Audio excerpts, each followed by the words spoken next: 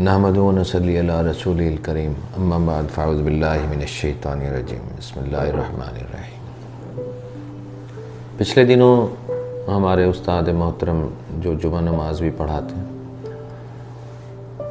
مشتاق صاحب، انہوں نے ایک بات فرمائی، حدیث شریف کا مفہوم میں بیان کروں گا کیونکہ میں عالم نہیں ہوں، نہ میں عربی میں وہ بات کر سکتا ہوں اس طرح سے، نہ میں وہ پوری ڈیٹیل،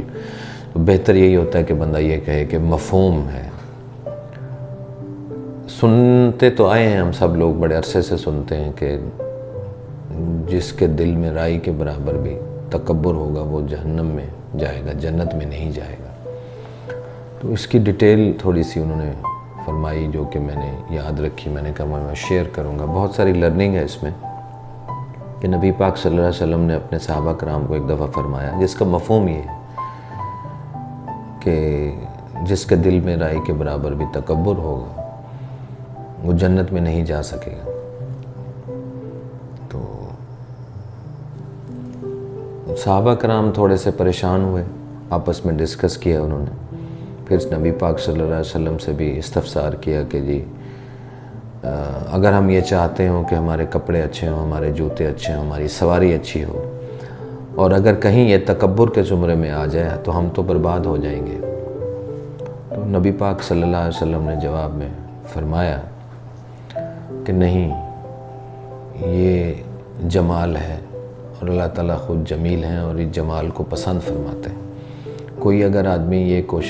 کوشش کرے یا خواہش کرے کہ میرے کپڑے اچھے ہوں، میری سواری اچھی ہو، مکان اچھا ہو، میرے جوتے اچھے ہوں، تو یہ تو جمالیات میں سے ہے، یہ اللہ تعالیٰ کو پسند ہے۔ اس میں تفاخر کا عنصر نہیں ہونا چاہیے، یعنی دوسرے کو ڈی گریڈ کرنے کے لیے ہم اچھے کپڑے یا اچھا وہ نہ کریں، دوسرے کو لیٹ ڈاؤن کرنے کے لیے نہ ہو، ایک تو یہ ہے۔ تو پھر صحابہ کرام نے عرض کی کہ نبی پاک صلی اللہ علیہ وسلم سے کہ پھر تکبر کیا ہے؟ تو آپ نے فرمایا کہ جب کوئی حق بات اس کے سامنے کی جائے تو وہ اس کو سننے سے انکار کر دے یا اس کو ماننے سے انکار کر دے۔ تو آج آپ دیکھیے کہ ہم لوگ حق بات کو کس طرح سے رد کرتے ہیں، یعنی ہمارے سامنے اگر جب بھی کوئی حق اور سچ کی بات کرے، وہ اگر مجھے پسند نہیں ہے یا میرے مفادات کے خلاف ہے تو میں تو بڑا اس کو اسٹرکٹلی اس کو رد کر دیتا ہوں۔ تو اگر میں ایسا کرتا ہوں تو یہ تو تکبر کی نشانی ہے، اور مجھے سوچنا چاہیے، اسی طرح ہم سب کو سوچنا چاہیے کہ جب ہم کسی بات کو رد کرنے لگیں اور اس کو اچھی طرح سے دیکھ لیں، اس کو پرکھ لیں کہ کیا وہ حق اور انصاف اور سچ بات تو نہیں ہے۔ اگر وہ سچ بات ہے اور حق بات ہے اور ہم اسے رد کر رہے ہیں صرف اپنے مفادات کے تسلسل کے لیے یا دوسرے بندے کو حقیر سمجھتے ہوئے، تو یہ تو تکبر کے زمرے میں آ جائے گی بات۔ اللہ تعالیٰ ہمیں سب کو اس تکبر کی اس کیفیت میں جانے سے بچائے، کیونکہ نیکی کر کے بھی تکبر کرنا سے بہتر ہے کہ گناہ کر کے اس پہ شرمندہ ہو جایا جائے، یعنی ایسا عمل جو آپ کے اندر شرمندگی پیدا کر دے وہ اس نیکی سے بہتر ہے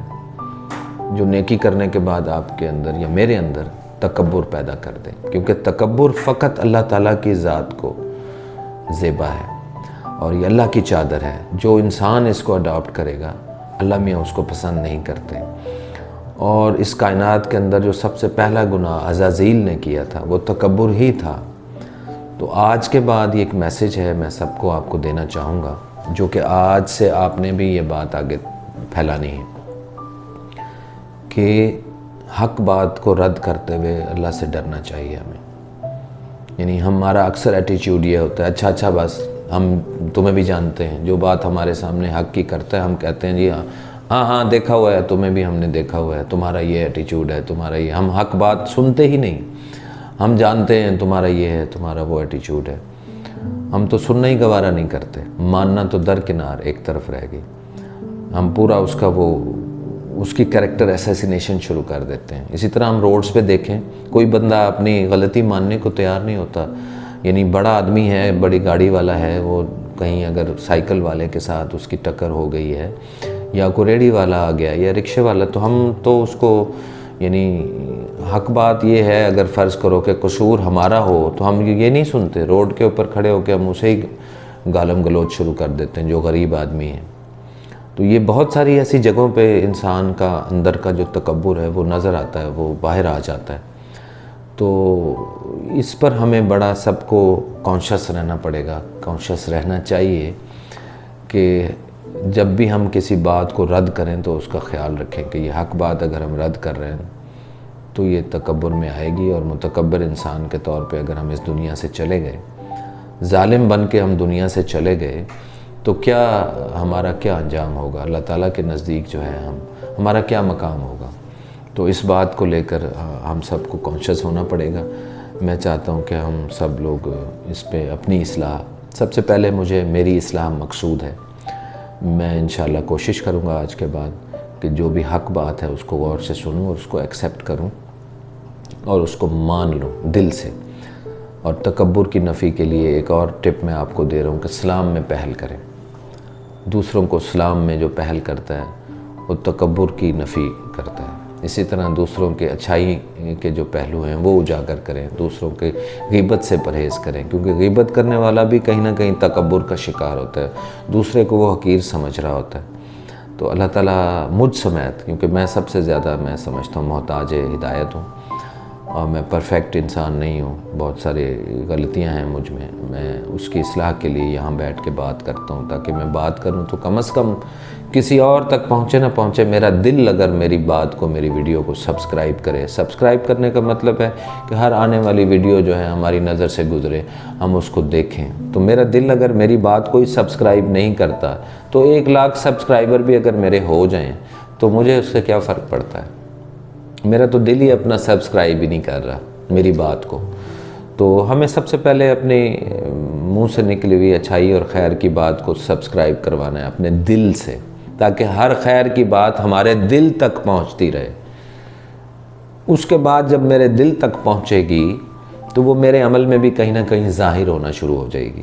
جب وہ میرے عمل میں ظاہر ہونا شروع ہو جائے گی تو میرے ارد گرد جو مجھ سے جڑے ہوئے لوگ، جن کی شخصیت پہ میری بات کا کہیں نہ کہیں کوئی اثر ہو رہا ہے، یہ آپ کے گرد بھی ایسے لوگ ہوں گے، آپ کے سرکل آف انفلوئنس میں بھی ایسے لوگ ہونے چاہیے، اور بڑھانا چاہیے اس سرکل کو، کہ جہاں آپ کی بات کی تاثیر ہوتی ہے، جہاں آپ کی بات کا اثر لیا جاتا ہے۔ تو جب میرے دل میں ہوگی بات، میرے عمل میں آئے گی، جب میرے عمل میں آئے گی، جب میرے پھر منہ سے نکلے گی اور عمل کی طاقت کے ساتھ نکلے گی، تو انشاءاللہ وہ کہیں نہ کہیں کسی کے دل پہ بھی اثر کرے گی۔ تو اس طرح سے یہ چین چلتی چلی جائے تو کیا ہی اچھا ہو کہ ہم قیامت تک کے لیے ایک چین کو چلانے میں کامیاب ہو جائیں انشاءاللہ۔ کوشش تو ہے نا جی، کوشش تو کرنی چاہیے کہ یہ پازیٹیو وائبس کی چین